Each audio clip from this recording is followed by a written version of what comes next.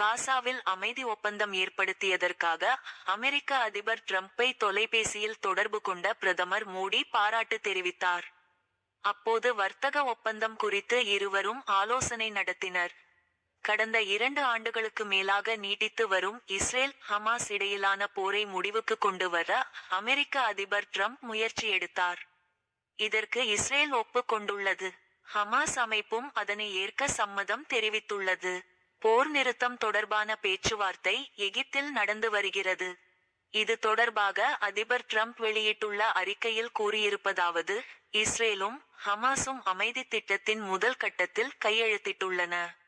இதனால் அனைத்து பிணை கைதிகளும் மிக விரைவில் விடுவிக்கப்படுவார்கள். இஸ்ரேல் தனது வீரர்களை காசாவில் இருந்து திரும்ப பெறும். அனைத்து தரப்பினரும் நியாயமாக நடத்தப்படுவார்கள். இவ்வாறு அதிபர் டிரம்ப் கூறியிருந்தார். இந்நிலையில் பிரதமர் மோடி அதிபர் டிரம்பை தொலைபேசியில் தொடர்பு கொண்டு பேசி இந்த ஒப்பந்தத்துக்காக நன்றி தெரிவித்துள்ளார். இது தொடர்பாக பிரதமர் மோடி வெளியிட்ட சமூக வலைதள பதிவில் கூறியுள்ளதாவது: எனது நண்பர் டிரம்புடன் பேசினேன். வரலாற்று சிறப்புமிக்க காசா அமைதி திட்டத்துக்கு அவருக்கு பாராட்டு தெரிவித்தேன். வர்த்தக பேச்சுவார்த்தையில் ஏற்பட்டுள்ள சிறந்த முன்னேற்றம் குறித்து ஆய்வு செய்தோம்.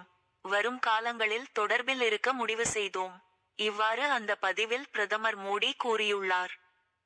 நெதன்யாகுவுடன் பேச்சு.